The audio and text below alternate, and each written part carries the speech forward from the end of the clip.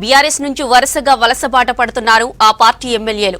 BRS అధికారం కోల్పోయిన తర్వాత వేరే పార్టీలో చేరేందుకు పలువురు ఎమ్మెల్యేలు పక్కచూపులు చూస్తున్నట్లు తెలుస్తోంది. ఇప్పటికే సీఎం రేవంత్ రెడ్డిని కలిశారు 8 మంది బీఆర్ఎస్ ఎమ్మెల్యేలు. ఇటీవల ఖైరతాబాద్ ఎమ్మెల్యే దానం నాగేందర్, 3 సిట్టింగ్ ఎంపీలు కాంగ్రెస్ కండువా కప్పుకున్నారు. మిగతా సిట్టింగ్ ఎంపీలున్నా పోటీ చేయడానికి ఆసక్తి చూపడం లేదని తెలుస్తోంది. త్వరలో కొత్త ప్రభాకర్ రెడ్డి, సునీత లక్ష్మారెడ్డి, తెల్లం వెంకట్రావు, గూడెం మహిపాల్ రెడ్డి, కాల యాదయ్య, ప్రక్షా గౌడ్, మాణిక్రావు కాంగ్రెస్ గూటికి చేరుతారని ప్రచారం జరుగుతోంది. బీఆర్ఎస్ లీడర్ల జంపింగ్ సంబంధించి డీటెయిల్స్ సత్యం అందిస్తారు. సత్యం, కాంగ్రెస్ లోకి మరెంతమంది వచ్చే అవకాశం ఉంది?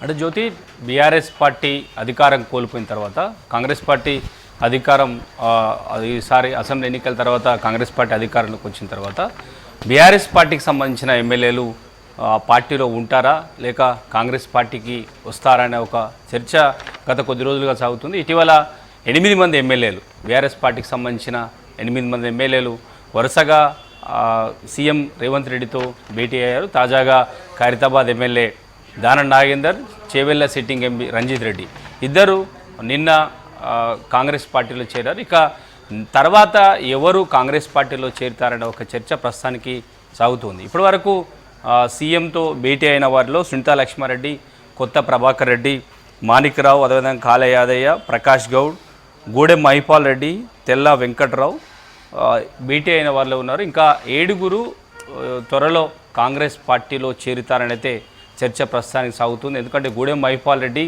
తెల్లం వెంకట్రావు ఇప్పటికే భద్రాచలంలో జరిగిన కాంగ్రెస్ పార్టీ సభలో, ఎన్నికల ప్రచార సభలో ఆయన పాల్గొన్నారు. నేరుగా ముఖ్యమంత్రి తెల్లం వెంకట్రావు కాంగ్రెస్ పార్టీకి మద్దతు తెలుపుతున్నారంటూ కూడా రేవంత్ రెడ్డి చెప్పారు. ఇక మహిపాల్ రెడ్డి త్వరలో పార్టీలో చేరుతారనే ఒక చర్చ అయితే సాగుతుంది. ఇక వీరితో పాటు ఇటీవల సీఎంతో భేటీ అయిన ఎమ్మెల్యేలంతా కూడా ఎప్పుడు ప్రభుత్వానికి ప్రమాదం వస్తే తమకు మద్దతు ఇవ్వడానికి తనతో భేటీ అయిన ఎమ్మెల్యేలంతా కూడా హామీ ఇచ్చారంటూ సీఎం రేవంత్ రెడ్డి చెప్పడంతో ఇక ఈ 7 త్వరలో కాంగ్రెస్ పార్టీలో చేరుతారనే ఒక చర్చ ప్రస్తుతానికి రాజకీయ వర్గాల్లో సాగుతుంది. ఇక బీఆర్ఎస్లో ఇప్పటివరకు ఈ అసెంబ్లీ ఎన్నికల్లో గెలిచింది 39 మంది ఎమ్మెల్యేలు గెలిచారు. వారిలో కంటోన్మెంట్ ఎమ్మెల్యే లాస్యా నందిత యాక్సిడెంట్లో చనిపోయారు. ఇక 38 మంది ఎమ్మెల్యేలు బీఆర్ఎస్ పార్టీకి ఉన్నారు. వారిలో జిల్లాల వారీగా చూస్తే పూర్తిగా ఈ మొత్తం 39 మందిలో గతంలో తెలుగుదేశం పార్టీలో పనిచేసి బీఆర్ఎస్ పార్టీకి వచ్చి ఈ అసెంబ్లీ ఎన్నికల్లో గెలిచిన వారు 11 మంది టీడీపీలో క్రియాశీలకంగా పనిచేసి గతంలో ఇప్పుడున్న సీఎం రేవంత్ రెడ్డితో, అదేవిధంగా తెలంగాణ టీడీపీ నాయకులతో సంబంధం ఉన్న నాయకులు 11 మంది ఎమ్మెల్యేలు ప్రస్తుతం బీఆర్ఎస్ పార్టీలో ఉన్నారు. ఇక కాంగ్రెస్ ప్రభుత్వంలో గతంలో 2 పర్యాయాలు అధికారంలో కాంగ్రెస్ ప్రభుత్వంలో పనిచేసి ఎమ్మెల్యేలుగా పనిచేసిన వారు తర్వాత తెలంగాణ రాష్ట్రం వచ్చిన తర్వాత టీఆర్ఎస్ పార్టీలోకి వచ్చి అక్కడ ఎమ్మెల్యేలు గెలిచి ఈసారి అసెంబ్లీ ఎన్నికల్లో గెలిచిన కాంగ్రెస్ పార్టీలో పనిచేసి ఇప్పుడు బీఆర్ఎస్ పార్టీలో 39 మంది ఎమ్మెల్యేల్లో కాంగ్రెస్ పార్టీ నుంచి 13 మంది ఎమ్మెల్యేలు గెలిచారు. ఇక టీఆర్ఎస్ పార్టీలో పనిచేసి టీఆర్ఎస్ పార్టీలో అవకాశాలతో ఎమ్మెల్యేలు గెలిచి ఈ అసెంబ్లీలో గెలిచిన వారు మొత్తం 15 మంది. అంటే ఈసారి ఎక్కువగా సీఎం రేవంత్ రెడ్డితో కానీ కాంగ్రెస్ పార్టీ నాయకులతో టచ్లోకి వెళ్తున్న వారిలో ఎక్కువగా గతంలో కాంగ్రెస్ పార్టీలో పనిచేసి ఈసారి బీఆర్ఎస్ పార్టీలో ఎమ్మెల్యేలు గెలిచిన సిట్టింగ్ ఎమ్మెల్యేలు వరుసగా కాంగ్రెస్ పార్టీలో వెళ్ళడానికి ప్రయత్నం చేస్తున్నట్టు తెలుస్తుంది.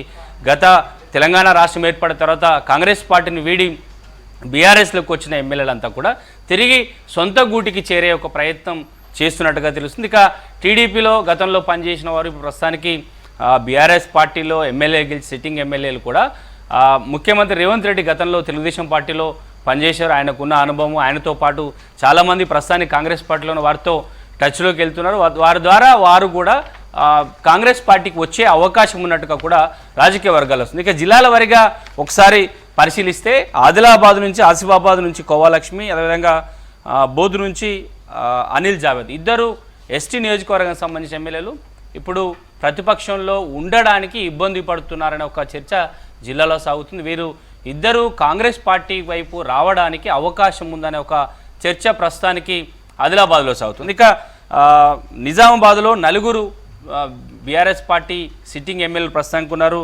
బాన్సువాడ నుంచి పోచారం శ్రీనివాసరెడ్డి, ఈయన తెలుగుదేశం పార్టీలో చాలా కీలకంగా పనిచేశారు. గత అసెంబ్లీ ముందు ఈ అసెంబ్లీ ఎన్నికలకు ముందు ఆయన అధికారంలో స్పీకర్గా తెలంగాణ రాష్ట్రంలో మొదటగా ఆయన వ్యవసాయ శాఖ మంత్రిగా పనిచేశారు. కానీ ఇప్పుడున్న ముఖ్యమంత్రి రేవంత్ రెడ్డికి ఒక తెలుగుదేశం ప్రభుత్వంలో పనిచేసిన అనుభవం ఉంది కాబట్టి ఇద్దరికి ఆయన తెలుగుదేశంలో పనిచేశారు. ఇక బాలకొండ నుంచి వేముల ప్రశాంత్ రెడ్డి ఈయన టీఆర్ఎస్ పార్టీకి చాలా కీలకమైన నాయకుడు. ఇక కేసీఆర్ కుటుంబంతో అత్యంత సన్నిహితంగా ఉంటాడు కాబట్టి ఈయన పార్టీ మారకపోవచ్చు. ఇక కోరుట్ల నుంచి కల్వకుంట్ల సంజయ్, అదేవిధంగా జైత్యాల నుంచి ఎం సంజయ్ కుమార్ ఇద్దరు పార్టీలో ఉంటారా ఉండరా, ఇద్దరు క్రియాశీలకంగా ప్రస్తుతానికైతే రాష్ట్ర పార్టీలో మాత్రం కనిపించడం లేదు.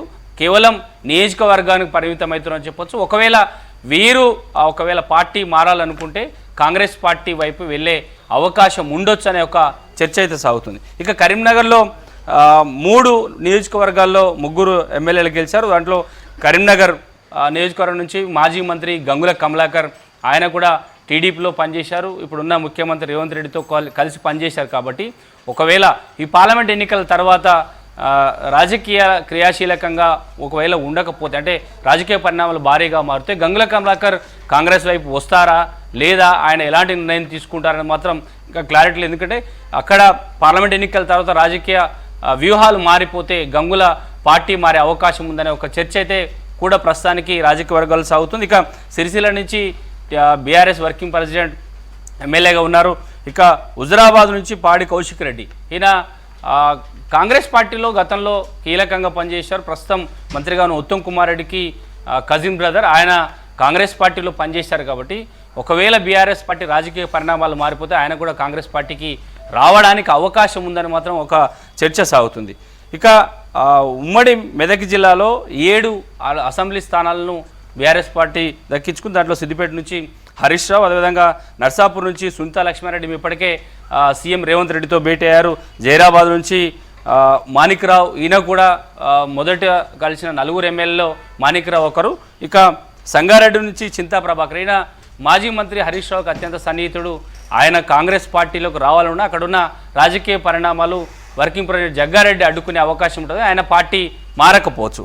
ఇక పటాన్చెరు నుంచి గూడెం మైపాలరెడ్డి, ఇప్పటికే మొదటగా కలిసిన వారిలో గూడెం మైపాలరెడ్డి ఉన్నారు. ఆయన సీఎం రేవంత్ రెడ్డితో భేటీ అయిన వాళ్ళు ఆయన ఒకరు. ఇక దుబ్బాక నుంచి కొత్త ప్రభాకర్ రెడ్డి కూడా మొదటి లిస్టులో ఉన్న వాళ్ళలోనూ ఈయన కూడా త్వరలో కాంగ్రెస్ పార్టీలో చేరే అవకాశం ఉన్నట్టుగా రాజకీయ వర్గాల్లో చర్చ సాగుతుంది.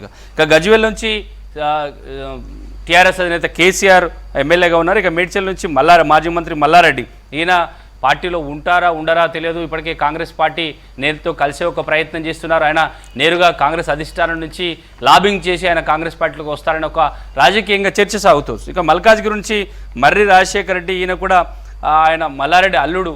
ఒకవేళ మల్లారెడ్డి ఎటు నిర్ణయం తీసుకుంటే ఆయన కూడా పార్టీ మారే అవకాశం ఉన్నట్టుగా కూడా చర్చ సాగుతూ వస్తుంది. ఇక కుత్బుల్లాపూర్ నుంచి వివేకానంద, ఈయన తెలుగుదేశం పార్టీలో పనిచేసిన అనుభవం ఉంది. ఆయన ఇప్పుడున్న ప్రభుత్వంలో కీలకంగా ఉన్న రేవంత్ రెడ్డితో ఆయన టీడీపీలో పనిచేశారు. కాబట్టి ఆయన కూడా గ్రేటర్ రాజకీయ పరిణామాల నేపథ్యంలో పార్లమెంట్ ఎన్నికల్లో రాజకీయ వ్యూహం మారిస్తే ఆయన కూడా కాంగ్రెస్ పార్టీ వచ్చే అవకాశం ఉన్నట్టుగా చర్చ అవుతుంది. ఇక కుకట్పల్లి మాధవరం కృష్ణారావు గతంలో టీడీపీలో పనిచేసిన అనుభవం ఉంది. ఇక ఉప్పల్ నుంచి బండారు లక్ష్మారెడ్డి, ఈయన కాంగ్రెస్ పార్టీలో చాలా కీలకంగా పనిచేశారు. ఆయనతో పాటు ఆయన కుటుంబం కూడా పూర్తిగా కాంగ్రెస్ పార్టీతో అనుబంధం ఉన్న కుటుంబం కాబట్టి ఆయన కూడా కాంగ్రెస్ పార్టీ వైపు వచ్చే అవకాశం ఉండడానికి చర్చ అయితే ఇటు కాంగ్రెస్ పార్టీ అదేవిధంగా బీఆర్ఎస్లో కూడా సాగుతుందని చెప్పచ్చు. ఎలిమినగర్ నుంచి దేవిరెడ్డి సుధీర్ రెడ్డి గతంలో కాంగ్రెస్ ప్రభుత్వంలో పనిచేశారు. కేవలం లాస్ట్ ప్రభుత్వంలోనే ఆయన బీఆర్ఎస్ పార్టీకి వచ్చారు. కాబట్టి తిరిగి కాంగ్రెస్ నేతలంతా కాంగ్రెస్ గూటికి రావాల్సి వస్తే ఆయన కూడా వచ్చే అవకాశం ఉన్నట్టుగా ఒక చర్చ అయితే సాగుతుంది. ఇక మహేశ్వరం నుంచి మాజీ మంత్రి సబితా ఇంద్రారెడ్డి, ఆమె కాంగ్రెస్ పార్టీలో అత్యంత కీలకంగా పనిచేసిన నాయకురాలు. కాంగ్రెస్ ప్రభుత్వంలో తనకు రాజకీయంగా అవకాశం లేదని, అధికారం లేనప్పుడు కాంగ్రెస్ పార్టీ వీడి బీఆర్ఎస్ పార్టీకి వచ్చింది. బీఆర్ఎస్ ప్రభుత్వంలో మంత్రిగా పనిచేసింది. కానీ ఇప్పుడున్న పరిణామాలు కాంగ్రెస్ నేతలందరినీ తిరిగి కాంగ్రెస్ గూటికి తీసుకునే ఒక ప్రయత్నంలో భాగంగా సబితా ఇంద్రారెడ్డిని కూడా కాంగ్రెస్ పార్టీ వైపు రావాలని ఆహ్వానిస్తే ఆమె వస్తుందా లేదా అనేది మాత్రం నిర్ణయం తీసుకునే అవకాశం ఉందనేది మాత్రం ప్రస్తుతానికి రాజకీయ వర్గాల్లో సాగుతున్న చర్చ.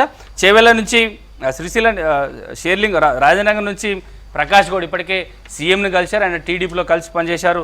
షేర్లింగంపల్లి నుంచి అరికప్పుడు గాంధీ తెలుగుదేశం పార్టీలో పనిచేశారు, ప్రస్తుతానికి బీఆర్ఎస్ పార్టీలో ఎమ్మెల్యేగా ఉన్నారు. ఆయన కూడా ఇప్పుడు ముఖ్యమంత్రి రేవంత్ రెడ్డికి సన్నిహితుడు కూడా. ఆయన కూడా పార్టీ మారే నిర్ణయం తీసుకుంటే మారడానికి అవకాశం ఉండొచ్చు అనే ఒక చర్చ సాగుతుంది. ఇక చేవెళ్ల నుంచి కాళయ్య యాదవ్ ఇటీవల నేరుగా సచివాలయంలో ముఖ్యమంత్రి రేవంత్ రెడ్డితో కలిసి వచ్చారు. ఆయన కూడా కాంగ్రెస్ పార్టీకి వచ్చే అవకాశం ఉంది. ఇక ముషీరాబాద్ నుంచి ముఠా గోపాల్, అదేవిధంగా అంబర్పేట నుంచి కాలేరు వెంకటేష్, వీళ్ళిద్దరూ కాలేరు వెంకటేష్ జిహెచ్ఎంసీ కాంగ్రెస్ కార్పొరేటర్గా పనిచేశారు. ఆ తర్వాత ముఠా గోపాల్ టీఆర్ఎస్ పార్టీలో పనిచేశారు. ఇక హైదరాబాద్లో 7 నియోజకవర్గాల్లో ఉన్న వారిలో ఎక్కువ మంది తలసాని శ్రీనివాసరావు తెలుగుదేశం పార్టీలో పనిచేసిన అనుభవం ఉంది. ఇట్లా ఇప్పటికే ఖమ్మం నుంచి తెల్ల వెంకట్రావు కాంగ్రెస్ పార్టీ చేరడానికి అన్ని సిద్ధం చేసుకున్నారు. వరంగల్ నుంచి ఇది రెండు నియోజకవర్గాల్లో గెలిచిన వారిద్దరూ పార్టీ బీఆర్ఎస్ పార్టీ మారకపోవచ్చు. ఎందుకంటే టీఆర్ఎస్ అధినేత కేసీఆర్కి అత్యంత సన్నిహితంగా పనిచేసిన ఎమ్మెల్యేలు. ఇక మహబూబ్నగర్లో అలంపూర్, అదేవిధంగా సూర్యాపేటలో ఉన్న జగదీశ్వర్ రెడ్డి, ఇద్దరు జగదీశ్వర్ రెడ్డి కూడా కేసీఆర్కి అత్యంత సన్నిహితంగా పనిచేశారు. ఆయన పార్టీ మారిన ఆ జిల్లా రాజకీయ పరిణామాల నేపథ్యంలో జగదీశ్వర్ రెడ్డి కూడా పార్టీ మారకపోవచ్చు అని చెప్పొచ్చు. అంటే మొత్తం సినేరియాలో మొత్తం 39 మంది ఎమ్మెల్యేలో తెలుగుదేశం పార్టీలో 11 మంది, కాంగ్రెస్ పార్టీలో 13 మంది పనిచేశారు. కాబట్టి వీరితో అనుభవం ఇప్పుడున్న ప్రభుత్వంలో సంబంధాలున్న గతంలో పనిచేసిన సన్నిహితంతో వారిని పార్టీలోకి ఆహ్వానించే అవకాశం ఉంది. ఇప్పటికే కాంగ్రెస్ పార్టీ చాలా సీరియస్గా పార్టీలో ఉన్నారు. వారినందరూ బీఆర్ఎస్ పార్టీలో ఎవరిని ఉండకుండా ఎమ్మెల్యేలతో పాటు జిల్లా స్థాయి నేతలను కూడా కాంగ్రెస్ పార్టీ తీసుకుంటున్నట్టు కూడా ఇప్పటికే డోర్లు ఓపెన్ చేశాం, ఎవరు వచ్చినా